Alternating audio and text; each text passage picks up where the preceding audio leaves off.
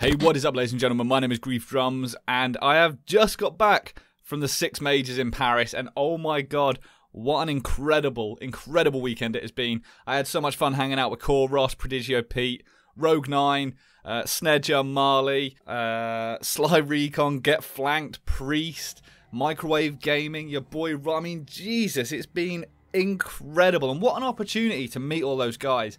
I can honestly say that I got on so well with every single one of them. They were all just so down to earth and so nice, and it was just what a brilliant weekend. It was so much fun. That, and of course G2, oh my god, what a team. How well they play together is just unbelievable. It's just insane.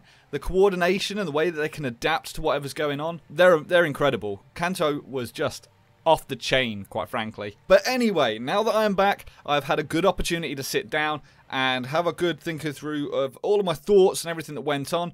But for this video, what I'm going to do is I'm going to break down all of the patch notes of everything that we're going to be seeing in this operation. As most of you know, it has now gone live over on the TTS as of today. That's Monday, the 20th of August. It is live. Everyone can go and check it out. I have been desperate to get back and actually get my hands on this, because while we're away, we got a limited capture session, and that was about it. And I want to get my hands on it a lot more and really sort of go in depth with all of these new changes and both of the new operators, as well as rip apart the Hereford rework. I cannot wait to get my hands on that. So what I'm going to do, as I said, I'm going to go through the patch notes.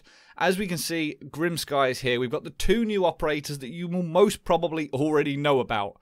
We've got Maverick, who is the American from Delta, and we've got the British operator from Scotland Yard called Clash. Now, both of these two make up the Rainbow Six Urban Tactical Response Team, codenamed Grim Sky, or GSUTR. Now, Maverick is the attacker. He is a lot of fun to play. I've got to be honest, he is a hell of a lot of fun to play. He comes with an AR-15, which is essentially a DMR. It is single shot. Also, the M4. The M4 is really tasty, but both of these weapons are pretty cool, I've got to be honest, and I'm really pleased to see both of them in game. His gadgets are both Smoke Grenade and Claymore, and as you can see here, he is a 3-speed, 1 armor. Now, I believe a lot of the leaks that went out initially put him as a 2-2, so that wasn't quite right. His weapons are pretty formidable. He's got the AR-15, which is a single shot. It's kind of like a DMR, and he's also got the M4, which is fully auto, and is a really nice weapon to use. Now, if you couple this with his Suri torch, the blowtorch, he can breach pretty much any surface, including reinforced walls, hatches, any sort of breachable wall, castle barricades, doors, and you can do it in a couple of different ways. Now, he hasn't got a massive amount of ammo for this thing. The fuel runs out quite quickly, so as far as him replacing Thermite or Hibana, it's not really going to happen. You wouldn't take this guy over one of those, I don't think. You would probably take him in conjunction. I think he's a really good alternative to Thatcher. Now, I've seen a lot of things of people saying, well, that's bandit tricking gone, no one can do that anymore. And I don't think that's really the case. Are you going to be able to do it as easily or as frequently?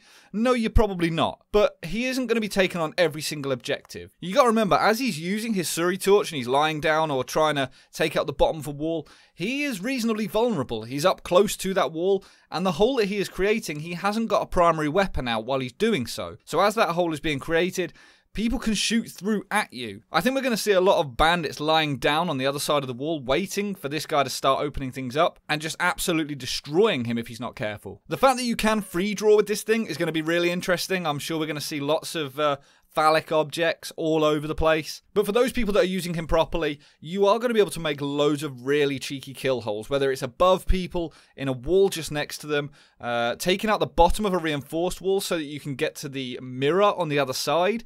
It's going to be interesting. The fact that he has both smokes and claymores is also an interesting choice, because if you start making a load of little holes in a reinforced wall and then putting some smoke grenades down, Glaz is going to have a field day. Another option is going to be to use him on sites like the cash room on Clubhouse.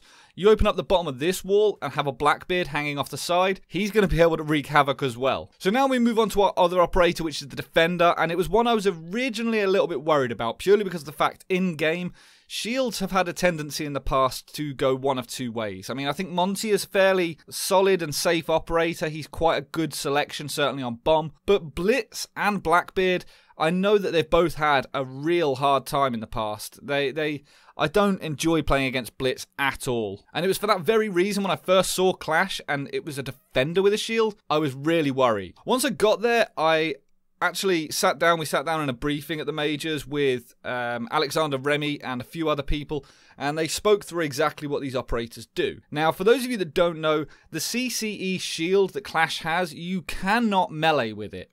It is her primary gadget, her primary weapon, if you will. So as a result, you don't have any guns on show while you're using this thing. She's not like Blitz, she can't shoot while she's moving around with it. She's going to be really good for intel, but that's about it once the shield is out. She's good at protecting and she's good for getting info and slowing people down. That is her role. This is going to make her the perfect sort of Roma support, if you will. She's going to be able to go out to places that other people can't. At the beginning of a round, she could go out and have a look on the outside of the map without getting absolutely destroyed, just to sort of get the intel of where they're coming from, what operators they have, and she's going to be really good at slowing this push down. She's also going to be a good counter to Maverick, because as and when he starts opening holes, you can quite literally block those off with Clash. Now for me, I did enjoy playing as her, but I don't think it's an operator that I would normally pick. Like, in-game, it's not an operator I would continually play as. Instead, I'm going to enjoy playing alongside her. Playing as a roamer and sitting just behind Clash as and when she calls stuff out, using her as cover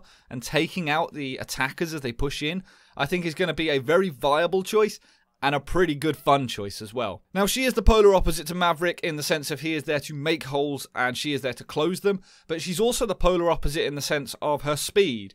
With him being a 3-speed 1 armor, she is a 1-speed 3 armor.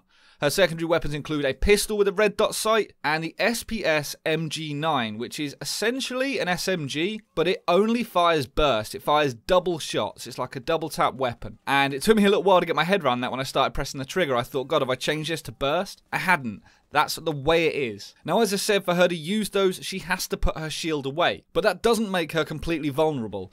Her shield goes onto her back, and I think it's actually high enough to protect her head. So if you're walking around crouched, your back is very, very well covered, and it may be good for retreating in certain situations if the attackers get too far. If you can turn your back and put the shield on it, as you crouch walk away, you're going to be fairly covered and fairly protected. Now, as I said, her role is to slow attackers down, so with that, her shield can electrify them. It can shock them, and it doesn't do a massive amount of damage. It does about 3 or 4 damage, but it does slow the attacker down. So because of this, the attacker is going to have a hard time getting up to her, but that's what you need to do. Now, normally when you see a shield, you want to back away. If Blitz is coming towards you, you need to create as much space as possible. With Clash, it's the polar opposite. You need to get up in her face knowing that she can't melee you. You need to hit the shield to the side, and you need to shoot for the legs once the shield moves out of the way slightly. Capitao is going to be a formidable counter for this because she is quite slow, and I also think that operators like Zofia or anyone with frags is also going to do pretty well against her. I know a lot of people at this point are a little bit worried she's going to be overpowered. Trust me, I don't think that's going to be the case at all. She's going to be strong, she's going to be effective, she's going to be fun to play as or alongside, but I don't think she's going to be massively overpowered. Now, because of the length of time that this video has gone on already, what I'm going to do is I'm going to cover the rest of the patch notes in a separate video. I wasn't actually expecting on covering the operators as in-depth as I have, and I haven't even touched on them that much, to be completely honest. Perhaps I did too much talking at the beginning of the video, but nevertheless, I'll chuck another video up with the rest of the patch notes. Hopefully you enjoyed this one. I'd love to hear your thoughts on the new operators. Have you tried them out on the TTS yet? If you have, let me know what you think. If you haven't, let me know what your biggest fears are about them. Why are you worried, or are you not worried? Do you think they look amazing? Are you desperate to play them? Let me know down in the comments below. If you don't already, make sure to subscribe, and until next time, ladies and gentlemen, stay reckless and relentless.